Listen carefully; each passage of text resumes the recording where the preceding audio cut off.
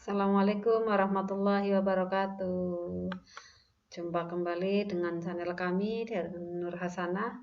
Kali ini kita akan membahas bilangan yang merupakan materi kelas 7 semester 1. Pada bab bilangan ini yang akan dipelajari adalah bilangan bulat dan yang kedua adalah bilangan pecahan dengan subbabnya semacam ini. Pada sesi kali ini kita akan membahas operasi hitung bilangan bulat yang ketiga, yaitu perkalian bilangan bulat.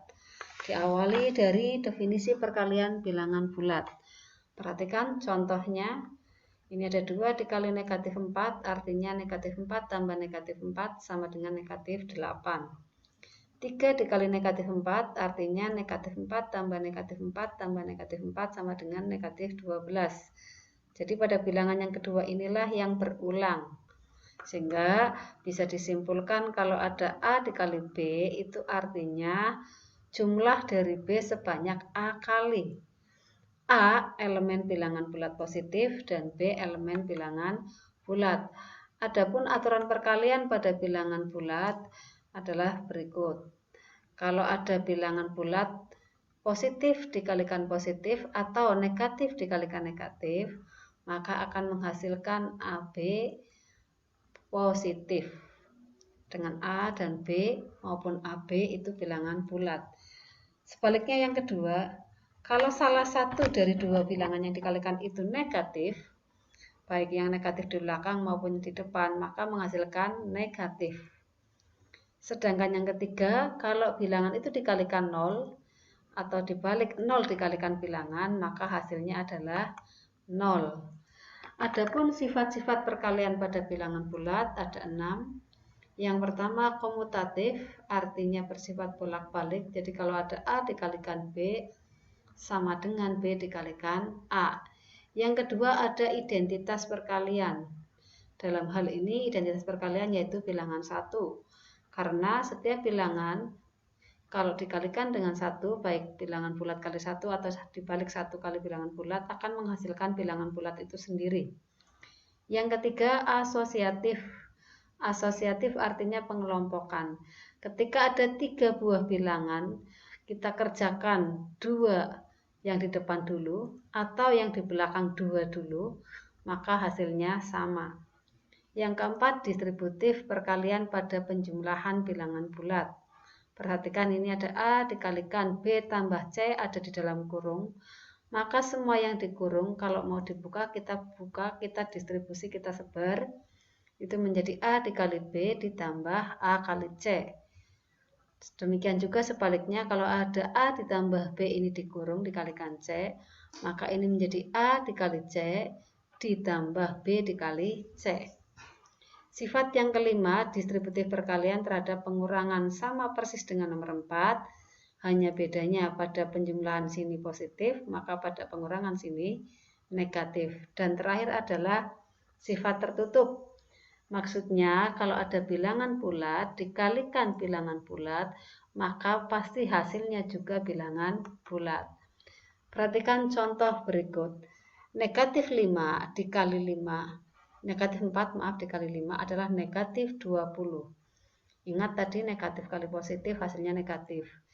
Perhatikan ketika nomor 2 ini negatif kali negatif, maka hasilnya positif. Yang ketiga 23 kali 9 itu sama dengan 207. Positif kali positif hasilnya positif. Ini bisa dikerjakan dengan cara bersusun semacam ini.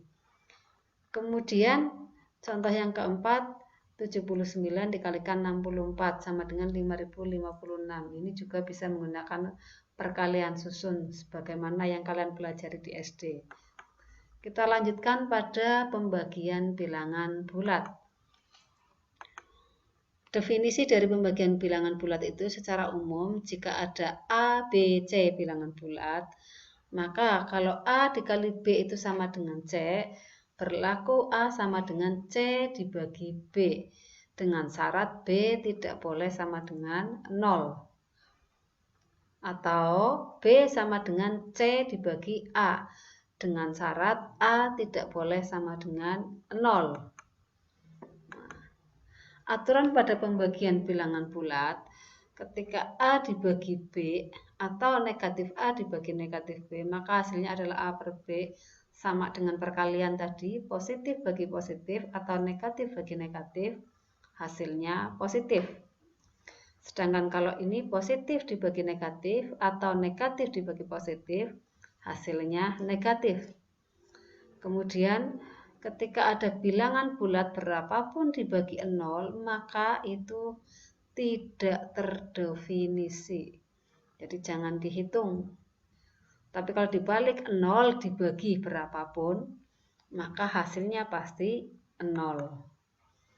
Sifat-sifat pembagian pada bilangan bulat, bahwa bilangan bulat itu tidak bersifat tertutup dan juga tidak komutatif. Tidak tertutup artinya kalau ada bulat dibagi bulat, hasilnya belum tentu bulat. Tidak komutatif artinya kalau ada A dibagi B, hasilnya belum tentu sama dengan B dibagi A. Perhatikan contoh berikutnya. Kalau ada 12 dibagi 3 sama dengan 4, artinya 12 ini nanti sebagai bilangan yang dibagi, 3 sebagai bilangan pembagi, 4 sebagai bilangan hasil bagi. Contoh dengan menggunakan porogapit, ini ada 134 dibagi 4, nanti ketemunya 33, maka 134 itu bilangan yang dibagi, 4 bilangan yang dibagi, dan 33 bilangan hasil bagi. Sedangkan jika sisanya bukan 0, maka sisanya namanya sisa pembagian. Untuk operasi hitung campuran pada bilangan bulat, ada dua yang harus diperhatikan. Yang pertama, kalau ada perkalian dan pembagian, maka itu lebih kuat dibandingkan operasi penjumlahan dan pengurangan. Pada operasi hitung campuran bilangan bulat, yang lebih kuat berarti dikerjakan terlebih dahulu. Jika operasinya sama kuat, maka yang dikerjakan yang di depan terlebih dahulu. Kemudian yang perlu diperhatikan yang kedua adalah ada 3 macam tanda kurung yang sering dipakai. Ada kurung biasa, kurung kurawal, dan kurung siku. Kalau ada kurung semacam itu banyak, maka yang dikerjakan terlebih dahulu adalah yang paling dalam. Sebagai contoh, ini. Perhatikan baik-baik untuk yang A. Yang ada di kurung paling terdalam adalah negatif 29 tambah 37. Maka itu dikerjakan dulu, hasilnya 8. Kemudian kurung berikutnya yang siku ini. 8, kemudian kali 6. 8 kali 6 kemudian dikerjakan dulu, 48. Baru dikurangi 11. Demikian juga untuk yang bagian B. Ini yang dikerjakan yang paling dalam ini. Jadi jangan melihat kurungnya yang mana dulu, artinya bentuk kurungnya, tapi yang terdalam dulu, bukan bentuknya ya. Selanjutnya, perpangkatan. Pada perpangkatan bilangan bulat itu terdiri dari pengertian perpangkatan, perkalian bilangan bulat berpangkat, pembagian bilangan bulat berpangkat, dan perpangkatan bilangan bulat berpangkat. Kita mulai dari pengertian perpangkatan bilangan bulat. Kalau ada A pangkat N, lihat penulisannya, A itu di bawah, N ada di atasnya. Ini artinya A dikali A dikali A dikali A, di mana perkalian A ini sebanyak N faktor. Jadi kalau ada A pangkat 5 berarti A-nya ada 5 dan seterusnya. A pangkat N itu dinamakan bilangan berpangkat. A-nya disebut bilangan pokok, sedangkan N disebut pangkatnya. Adapun kalau perkalian berpangkat dengan bilangan pokok sama, maka pangkatnya dijumlahkan. Sebaliknya, kalau ini dibagi, maka pangkatnya dikurangi. Kalau sudah berpangkat dipangkatkan lagi, maka pangkatnya dikalikan. Kita langsung ke contoh saja, perhatikan soal berikut. Ada soal 2 pangkat 5 kali 3 pangkat 4 kali 6 pangkat 3.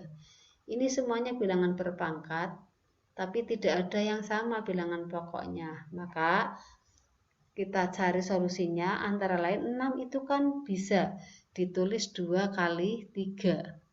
Nah, ini bilangan berpangkat. Kemudian ini 2 kali 5 aja, dikalikan 3 pangkat 4 tetap, 2 kali 3-nya dibuka kurungnya, maka 2-nya dipangkatkan 3, 3-nya juga dipangkatkan 3. Nah, kalau sudah semacam ini perhatikan, ini bilangan pokoknya 2, 3, 2, 3.